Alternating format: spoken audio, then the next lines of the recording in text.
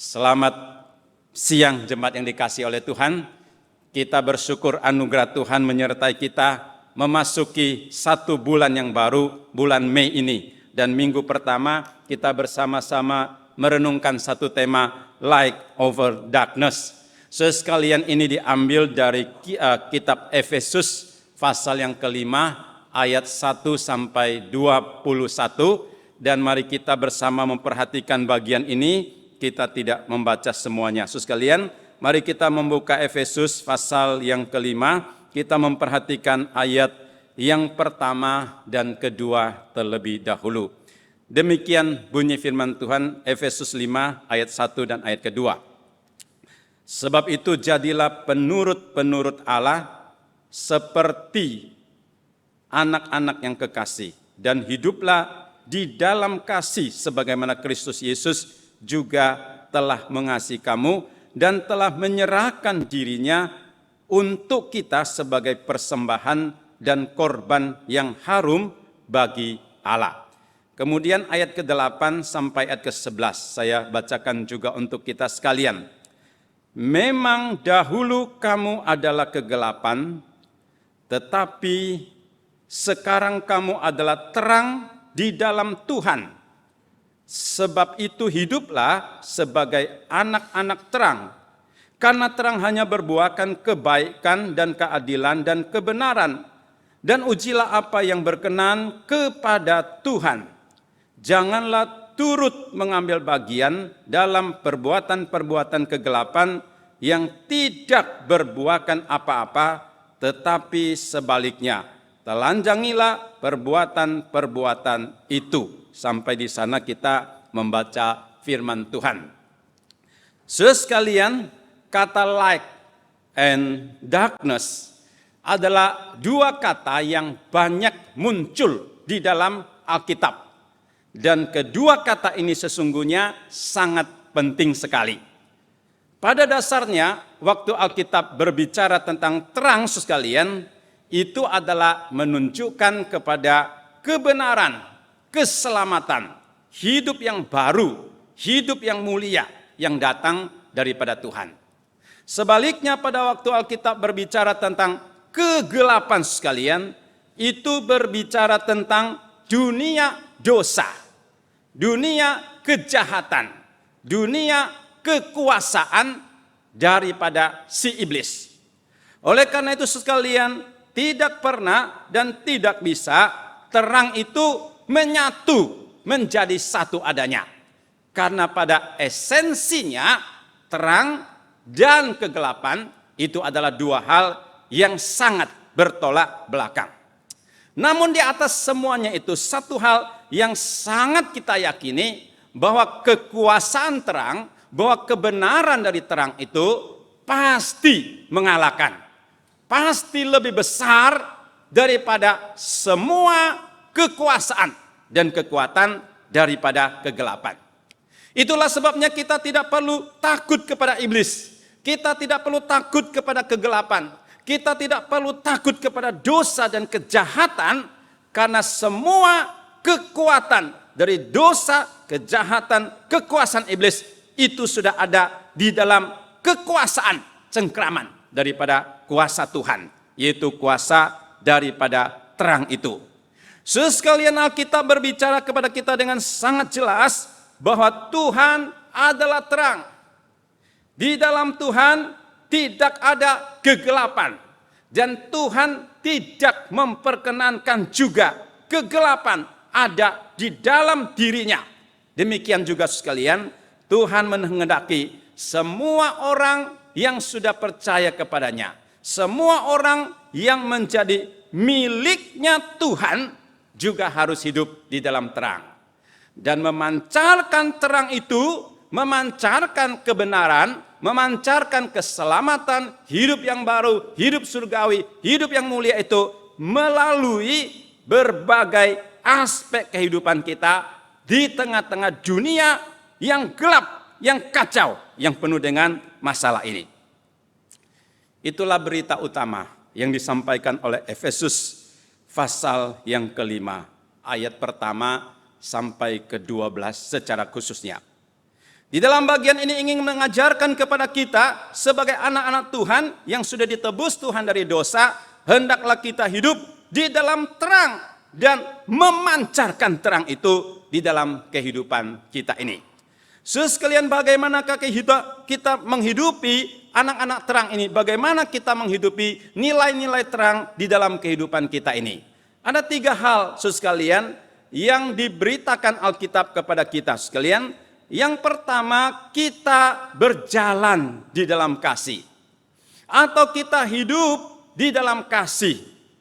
Ayat 1 dan 2 dikatakan, sebab itu jadilah penurut-penurut Allah. Ya, bisa diterjemahkan juga, jadilah imitator daripada Allah. Meniru, menjiplak hidupnya Allah menjadi bagian hidup daripada kita sebagai anak-anak Allah yang kekasih, dan hiduplah, berjalanlah di dalam kasih. Kenapa kita harus berjalan di dalam kasih? Karena Kristus juga berjalan di dalam kasih. Sebagaimana Dia mengasihi kita dan menyerahkan dirinya menjadi korban, menjadi persembahan di hadapan Tuhan, disembeli menjadi korban yang harum di mata Tuhan. Itulah sebabnya Alkitab mengatakan sebagai anak-anak terang sekalian, kita harus berjalan di dalam kasih, dan ini adalah merupakan tanda pertama, tanda utama kita menjadi anak Tuhan hidup di tengah-tengah dunia ini. Sesekali Kristus rela memberikan nyawanya, memberikan hidupnya, sesekali kepada kita semuanya. Itu menunjukkan kasih yang sejati, kasih yang agung, kasih yang tidak bersyarat, kasih yang rela berkorban, dan tidak ada satu orang pun yang perlu meragukan kebesaran, ketulusan, dan kemurnian esensi daripada kasih Tuhan itu. Kasih itulah yang memenuhi hati kita. Kasih itulah yang memampukan kita untuk mengasihi satu dengan yang lain. Bahkan mengasihi orang-orang yang terhilang. Sewaktu Yesus berada di dalam dunia, Dia telah mempraktekkan, menghidupkan kasih itu, sehingga kita itu bisa meraba, melihat, dan mengalaminya. Yesus memberikan kasih pengampunan baik kepada perempuan Samaria ataupun kepada orang-orang yang kedapatan melakukan dosa. Bahkan Yesus memberikan pengampunan kepada penjahat yang sedang disalibkan bersama dengan Dia di sebelah salibnya. Dia mengatakan, anak Daud, kasihanilah aku. Yesus mengatakan, hari ini engkau bersama dengan aku ada di dalam taman Firdaus, sekalipun dosamu besar seperti atau warnanya seperti kirmisi merah tua, akan disuci bersihkan seperti salju yang berwarna putih adanya. Itu adalah kasih pengampunan yang begitu kaya dan begitu melimpah, saudara sekalian. Kasih yang memberikan pengharapan. Kamu yang letih lesu dan beban berat boleh datang kepadaku. Aku akan memberikan kelegaan, kelepasan, sukacita sejati kepadamu. Di dalam dunia ini banyak beban-beban kehidupan sekalian. Beban ekonomi, keluarga, pikiran, kuasa kegelapan, masalah sosial seringkali menjadi beban yang berat. Tetapi Yesus peduli kita. Dia memahami beban hidup kita. Dan Dia berjanji memberikan kelegaan, kelepasan, ketenangan jiwa yang sungguh-sungguh karena Dia mengerti, karena Dia mengasihi kita. Dan Dia memberikan kasih pertolongan.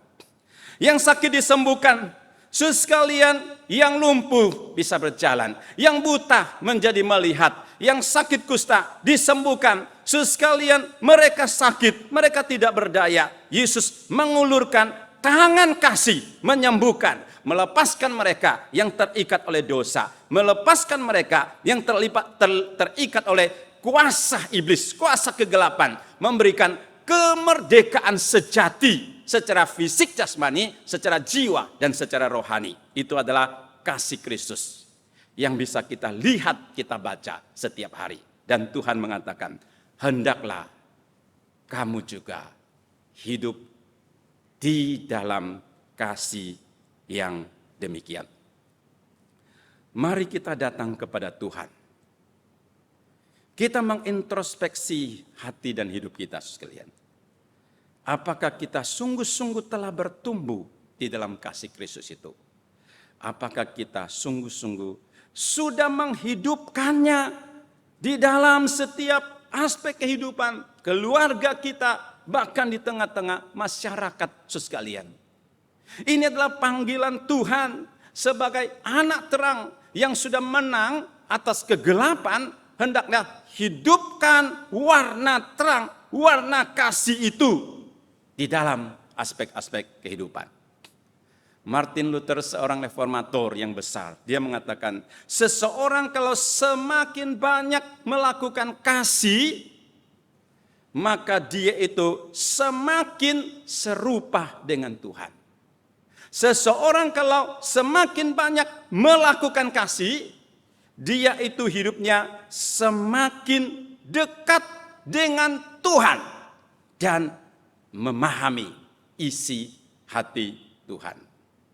Sekalian, Yohanes 15 ayat yang ke-12 ya. Dikatakan, inilah perintahku, yaitu supaya kamu saling mengasihi sama seperti aku telah mengasihimu. Kasih adalah satu perintah. Dan bahkan itu adalah satu perintah yang penting. Sehingga Yesus harus menegaskan, inilah perintahku dikatakan. Yaitu supaya kamu saling mengasihi. Bagaimana caranya mengasihi? Dalam bentuk apa? Sama seperti aku mengasihi kamu. Kamu bisa lihat, kamu bisa rasakan. Demikian juga kasih itu direfleksikan, diimitasikan dalam hidup kita, sehingga kasih yang ilahi bisa hidup di dalam keadaan kita yang manusiawi dan dunia ini. Inilah perintahku kepadamu, kasihlah seorang akan yang lain sekalian. Di antara kita, satu dengan yang lain, wajib mengasihi. Karena ini adalah perintah Tuhan, dan ini adalah merupakan wujud hidup daripada terang yang sesungguhnya. Sekalian, kita datang kepada Tuhan. Melihat kedalaman hati kita, pikiran kita, tindak tanduk kita di dalam keluarga, dalam relasi suami istri, dalam relasi orang tua dengan anak, di tengah-tengah kehidupan bergereja, berjemaat di GKI PIK ini, di dalam kehidupan kantor, di dalam kehidupan bernegara, di dalam kehidupan bermasyarakat. Sekalian, adakah kita sudah melakukan kasih ini dan menghidupinya? Adakah kasih Kristus bagaikan terang yang begitu cemerlang, membakar, mengobarkan hati kita, sehingga dalam hati kita terpancar yang disebut kasih ilahi, kasih yang begitu mulia dan agung? Atau sebaliknya, sekalian, kasih itu sudah redup, kasih itu sudah dingin, kasih itu sudah surut, kasih itu sudah mundur, atau kasih itu sudah sulit dirasakan, dialami di dalam kehidupan kita berkeluarga, bermasyarakat, ataupun bergereja. Kalau kasih itu sudah dingin sekalian, kita perlu dikobarkan kembali oleh api Roh Kudus. Kalau kasih itu sudah mundur sekalian, kita perlu diteguh kuatkan. Kalau kasih itu sudah tidak bisa dirasakan sekalian, kita perlu memperbaharui hati hidup kita di hadapan Tuhan. Supaya kembali menjadi terang, anak-anak terang, dan hidup di dalam kasih-kasihnya Tuhan, kasih ilahi. Sekalian, kalau hari ini saudara kehilangan kesabaran, terhadap anak, terhadap istri, terhadap rekan kerja, terhadap sesama jemaat. Saudara tidak bisa sabar, tidak bisa menampung kelemahan kekurangan mereka. Saudara, mungkin sekali kasihmu sedang dingin dan mundur. Saudara sekalian, kalau saudara begitu cepat iri hati melihat keberhasilan orang, itu menunjukkan saudara sekalian bahwa kasihmu itu sudah mundur. Saudara, kasihmu sudah tidak bisa berdampak di dalam hidupmu. Saudara sekalian, kalau saudara cepat menjadi sombong, berlaku tidak sopan, saudara sekalian, membesarkan diri, mengakukan diri sendiri, saudara sekalian, itu mungkin sekali kasih itu sudah redup di dalam hati dan hidupmu. Engkau hanya mencari kepentingan untuk diri sendiri tanpa melihat kebutuhan, kepentingan orang-orang lain. Saudara menyimpan kesalahan, dendam kepada orang lain, tidak mau memberikan pengampunan, tidak mau memberikan kesempatan kepada sesama. Mungkin kasih itu sudah terhimpit oleh segala karakter kita yang jelek itu.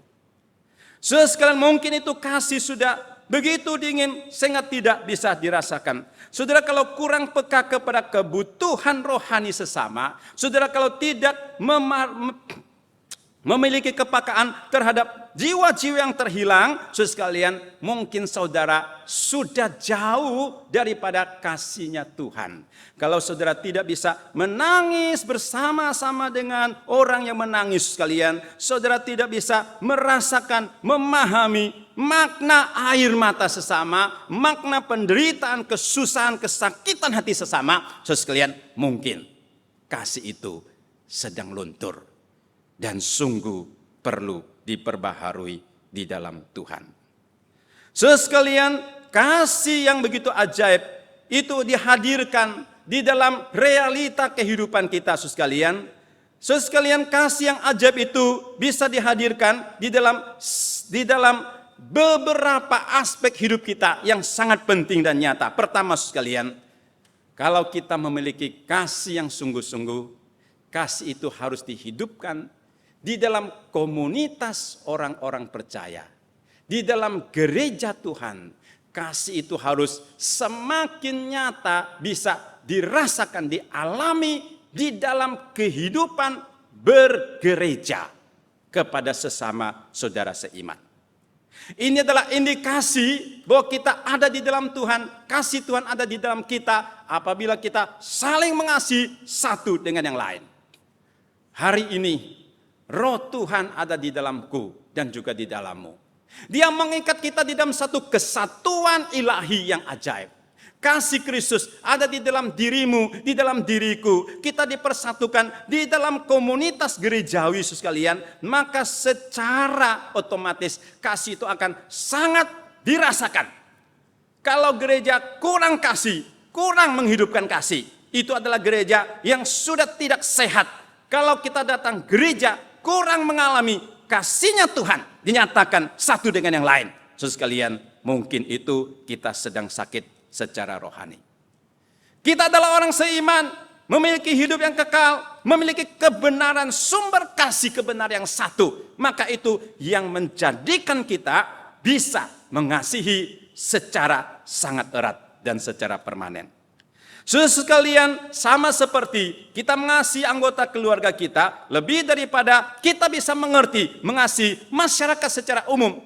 Karena saudara sekalian, anggota keluarga mempunyai ikatan darah daging dengan kita. Sehingga kasih itu secara otomatis itu bisa hidup dengan lebih nyata dan lebih kuat. Begitu juga di dalam rumah Tuhan, di dalam gereja Tuhan. Kasih itu akan menjadi semakin kuat, menjadi semakin nyata. Satu dengan yang lain, saling menopang, saling mengampuni, saling mendukung. Menjadikan gereja itu hidup, menarik. Dan kelihatan kehadiran Tuhan di tengah-tengah kita. Galatia 6 ayat ke-10 berkata, karena itu selama masih ada kesempatan bagi kita, selama masih ada kesempatan kepada kita, marilah kita berbuat baik kepada semua orang, tetapi terutama kepada saudara-saudara seiman kita. Saudara sekalian, kalau kasih tidak sanggup dihidupkan di dalam rumah Tuhan, itu artinya apa? Itu artinya kita tidak sanggup menghidupkan di luar daripada rumah Tuhan. Gereja harus menjadi pusat bertumbuhnya sehat kasih itu. Baru bisa memancar sampai kepada masyarakat lingkungan. Tetapi pusat ini telah kehilangan sumbu apinya itu sekalian, maka tidak sanggup membawa dampak bagi lingkungan. Kita harus kembali kepada Tuhan. Sehingga Efesus 1:2 mengatakan. Efesus 5 maksudnya. Ayat pertama dan kedua mengatakan, hendaklah kita meniru hidupnya Allah. Yaitu hidup di dalam kasih dan memancarkannya dalam kehidupan bergereja. Saudara sekalian, kedua kasih itu harus dihidupkan kepada mereka yang terhilang. Yesus pernah mengatakan anak manusia datang ke dalam dunia adalah untuk mencari, menyelamatkan yang hilang. Yesus memperhatikan yang terhilang. Seperti domba yang tersesat, gembala itu harus mencari, sekalipun lewat lembah yang berbahaya, gunung yang tinggi, dia melewatinya untuk mendapatkannya kembali, karena dia mengasihi jiwa yang terhilang. Kasih Kristus yang sejati harus diwujudkan dalam bentuk kepedulian kita mencari mereka yang hilang. Sebuah gereja kalau kehilangan jiwa semangat dari pemberitaan Injil, maka gereja itu tidak sehat. Karena pemberitaan Injil adalah jantung gereja. Karena pemberitaan Injil itu menghidupkan hatinya Allah, kasihnya Allah di tengah-tengah kehidupan kita bersama. Kehidupan seorang Kristen, kalau tidak punya jiwa yang merindukan dan peka terhadap kebutuhan jiwa-jiwa terhilang, sesungguhnya kerohanian pun tidak sehat. Karena kasih yang sejati itu peduli kepada jiwa-jiwa yang terhilang. Dan itu harus diimplementasikan di dalam kehidupan kita. Kasih yang sejati dihidupkan di dalam keluarga kita. Pertumbuhan kasih kita akan lebih nyata terlihat apabila kita mengintrospeksi diri. Apakah kehidupan keluarga kita itu sungguh menyatakan kasih Tuhan? Waktu kita dengan tulus sekalian menganalisa dan mengintrospeksi kehidupan rumah tangga sekalian, adakah kasih itu nyata? Itu akan menjadi satu indikasi yang sangat natural tentang kesehatan kasih kita. Karena di rumah sekalian, kita menghidupkan diri kita yang sesungguhnya. Di dalam rumah kita mempraktekkan diri kita seada apanya. Semua topeng itu ditinggalkan, kemunafikan. Karena apa adanya kita ada di dalam keluarga. Sehingga di dalam keluarga suami istri bisa lebih mengasihi, itu menunjukkan sekalian kesehatan kasih itu bertumbuh. Orang tua dengan anak ada relasi kasih yang semakin bertumbuh dirasakan. Itu berarti kasih bertumbuh di dalam keluarga. Sesekali anak-anak merasakan kehadiran orang tua yang membawa kehangatan dan kasih, itu menunjukkan sekalian kasih kita itu sedang bertumbuh sebagaimana kita adalah anak-anak terang yang menghadirkan terang kasih. Ada beberapa tanda sekalian bagaimana keluarga kita itu menunjukkan ada pertumbuhan kasih. Lebih banyak bersyukur daripada bersungut-sungut. Mari kita introspeksi hati hidup kita, keluarga kita. Apakah kita lebih banyak bersyukur kepada Tuhan, kepada anggota sesama keluarga, atau lebih banyak komplain, mengeluh, dan menantang satu dengan yang lain? Lebih sedikit emosi, tetapi lebih banyak memberikan kasih dan perhatian. Bertanggung jawab, murah hati, lebih bisa memanfaatkan waktu yang ada untuk kebersamaan keluarga. Untuk kehidupan bersama keluarga. Itu menunjukkan kasih itu sedang bertumbuh di dalam kehidupan keluarga kita. Saudara sekalian, ada beberapa cara. Ada beberapa cara kita bisa mempertumbuhkan kasih kita di dalam Tuhan. Yang pertama saudara sekalian, memakai waktu yang lebih banyak untuk merenungkan bagian-bagian firman Tuhan yang berbicara tentang kasih. Waktu saya persiapkan bagian firman Tuhan ini saudara sekalian, minimal ada 17 bagian Alkitab yang memberikan perintah yang tegas dan kuat supaya kita hidup di dalam kasih. Artinya di dalam isi Alkitab ada banyak bagian Alkitab yang berbicara tentang hidup di dalam kasih. Dan kita harus lebih banyak merenungkannya. Karena firman itu akan memberikan inspirasi, kekuatan, kemampuan kita untuk menjalankan kasih itu. Kasih Kristus jalan selaras dengan firman-Nya. Sehingga kalau kita menyimpan firman itu di dalam kasih, firman itu menjadi fondasi, kekuatan bagi kita menghidupkan itu kasih. Saudara, kalau di dalam pikiran saudara, di dalam hati saudara, tidak tersimpan firman Tuhan yang berbicara dengan kasih begitu kuat.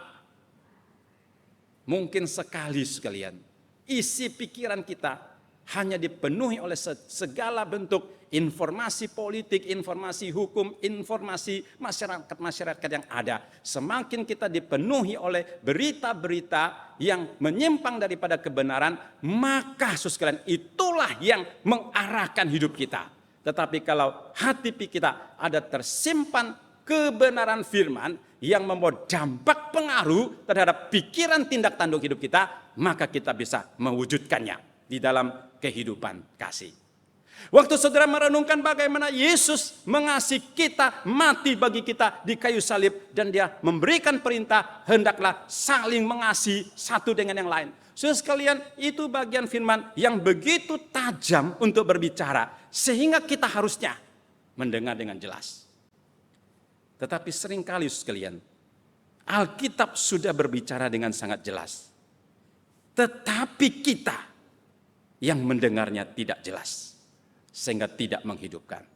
Saudara sekalian, biarlah hati kita dihangatkan oleh kasih Kristus. Kita boleh lebih banyak berlutut di hadapan Tuhan, karena Dia adalah sumber kasih, merenungkan salibnya, merenungkan pengorbanannya yang begitu agung, menerima pengampunannya, bersyukur kepadanya yang menjadikan hati kita selalu dihangatkan oleh kasih sekalian. Dan kita juga sungguh-sungguh sekalian melihat perbuatan kasih itu adalah satu perbuatan ilahi. Itu adalah satu tindakan anugerah yang membawa sukacita bagi kita. Setiap kali saudara melakukan kasih kepada siapapun juga dengan hati yang tulus, maka perbuatan itu membawa manfaat sekalian.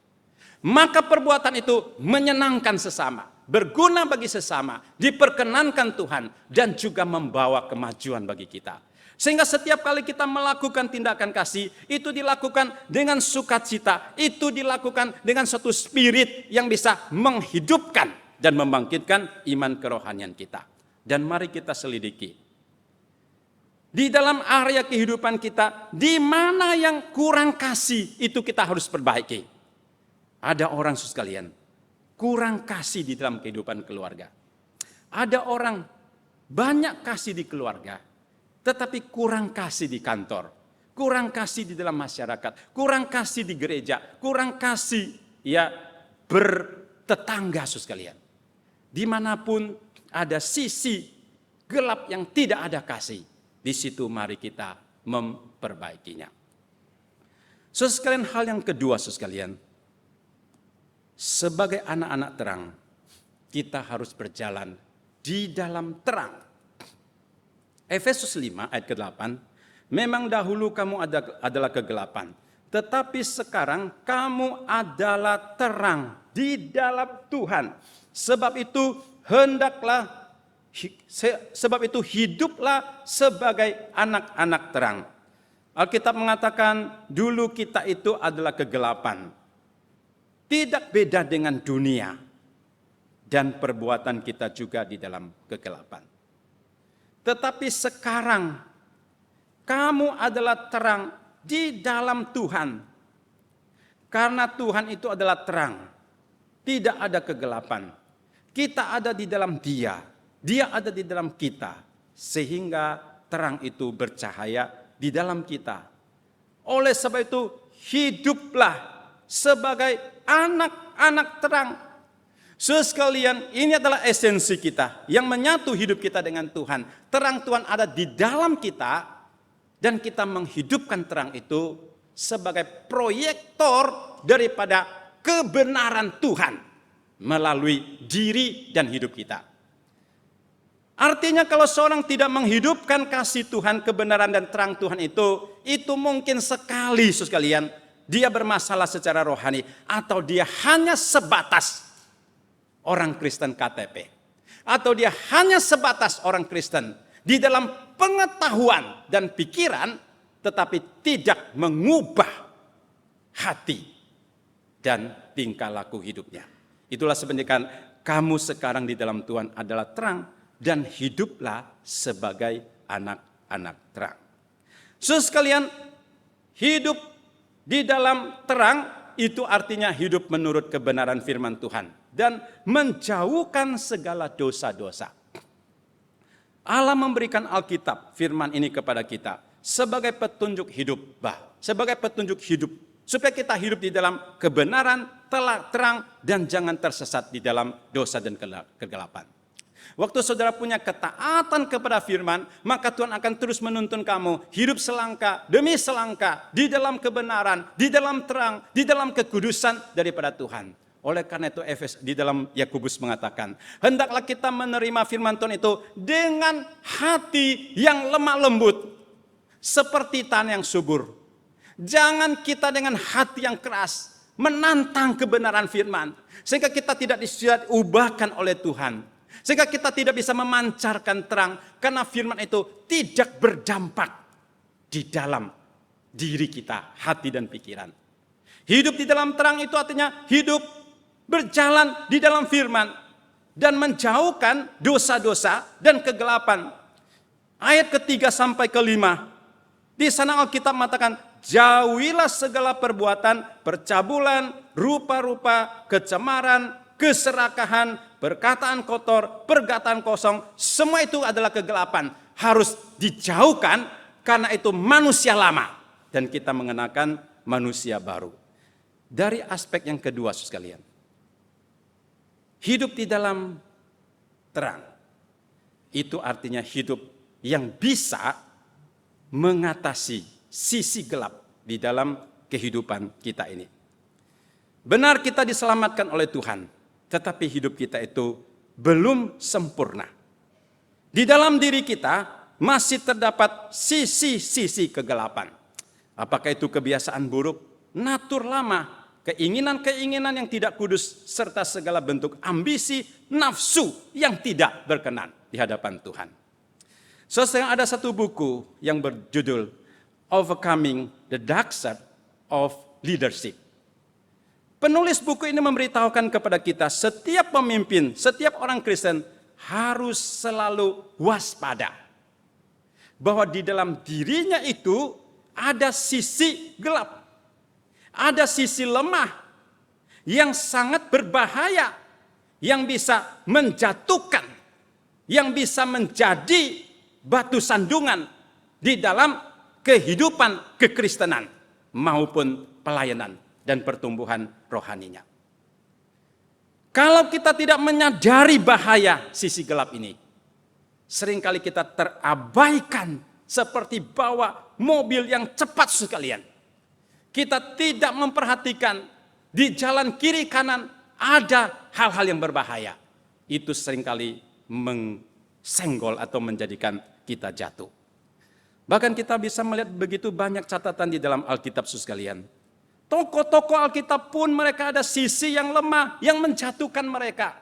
Simson sekalian jatuh di dalam masalah karena wanita. Abraham bahkan dia pernah berdusta. Daud dan Salomo raja besar tetapi juga punya kelemahan yang begitu menakutkan. Anak-anak Imam Eli hidup di dalam dosa kegelapan di dalam rumah Tuhan sekalian. Itulah sebabnya Tuhan sangat marah kepada Eli dan umat Israel waktu itu. Yudas, seorang murid Tuhan, sekalipun berjalan dengan sumber terang, tetapi hatinya tetap gelap. Dan dia tidak mau mengatasi kegelapannya. Itu yang menjatuhkan dia. Catatan Alkitab ini sekalian menceritakan secara apa adanya natur manusia. Alkitab tidak menutupi kelemahan kita. Alkitab tidak menutupi realita hidup. Tetapi Alkitab berbicara tentang realita hidup. Berbicara tentang realita diri kita itu siapa. Itu menjadi satu cermin yang harus menjadi warning. Yang harus menjadi peringatan bagi kita. Hendaklah kita harus hati-hati akan apa yang disebut dengan sisi gelap di dalam hidup ini. Mulai kita mempelajari, memahami di mana sisi gelap saudara. Setiap orang bisa berbeda-beda. Saudara sekalian, ada orang di area uang, dia menjadi lemah, gampang jatuh. Ada orang karena di dalam relasi, laki perempuan sekalian, itu menjadi sisi gelapnya. Ada orang karena kesombongan, angkuh, hatinya keras. Itu adalah sisi gelap yang bisa menjatuhkan dia. Ada orang karena ambisi yang terlalu besar, yang tidak sehat, sehingga hidup di dalam awang-awang, di mimpi-mimpi yang menjadikan dia tidak pernah bisa terima diri. Saudara sekalian, itu juga bisa menjadi area sisi gelap yang harus kita perhatikan. Apa sebabnya, dari mana, dan berkomitmen untuk mengatasi. Kita dengan berani datang, mengaku di hadapan Tuhan, minta Tuhan ampuni, minta Tuhan sucikan kita, minta Tuhan singkirkan sisi-sisi gelap ini. Karena Tuhan ada kuasa dan Dia sanggup. Dan saudara butuh komunitas. Banyak kesaksian memberitahukan kepada kita. Kita satu orang tidak bisa mengatasi sisi gelap. Tetapi 2-3 orang yang sangat dekat dengan kita, itu bisa menopang menjadi kesaksian yang memampukan kita keluar dari sisi gelap. Itulah sebabnya gereja ada kreisel, ada kelompok kecil yang mempertumbuhkan dan memampukan kita mengatasi pergumulan di dalam kehidupan kita ini. Waktu saudara bisa mengatasi sisi gelap, itu berarti saudara bisa maju, bertumbuh di dalam terang Tuhan. Satu poin yang terakhir sekalian, berjalan di dalam hikmat bijaksana, walking in wisdom. Saudara sekalian, ini kita lihat dari ayat yang ke-15 sampai 21.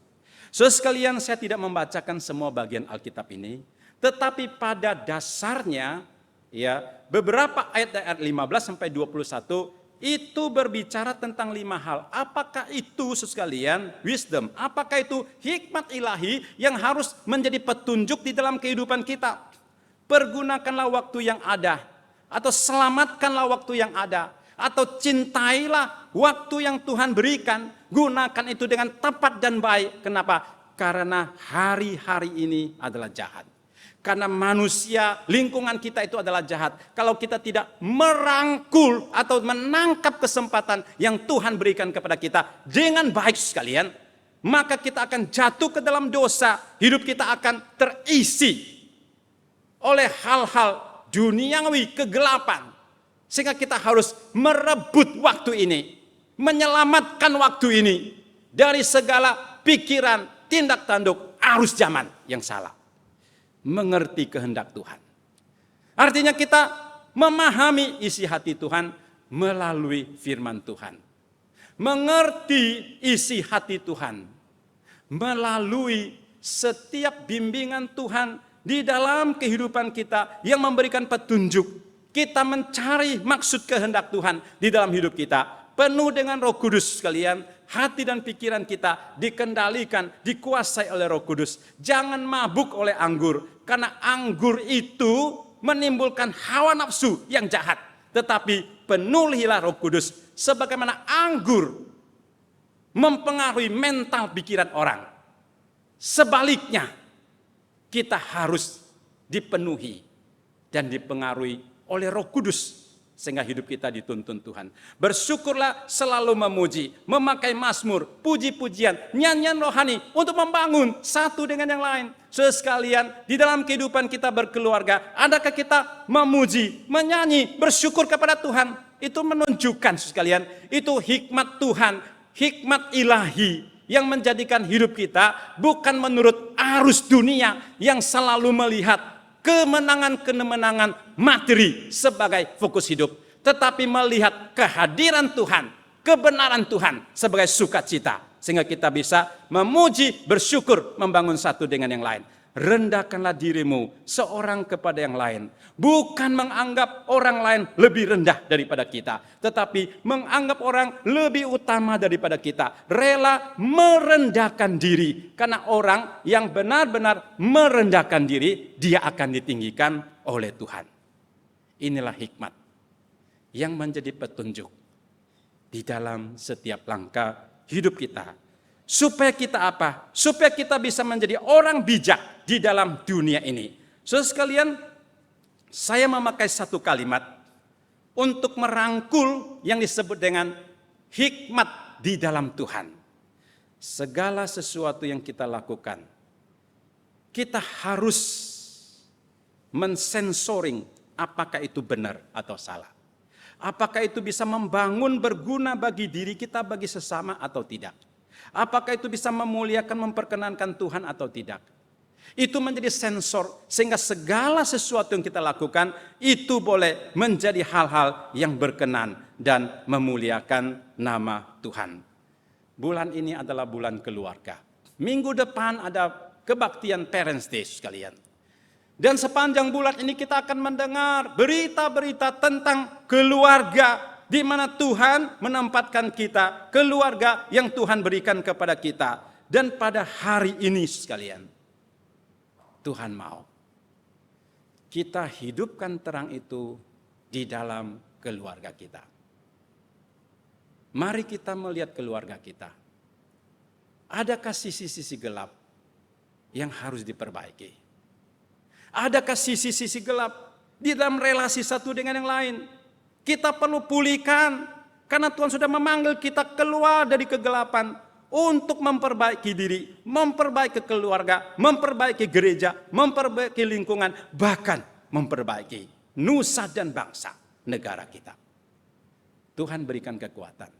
Firman-Nya menopang kita sehingga hidup sebagai anak-anak terang, memancarkan terang Tuhan. Mari kita berdoa.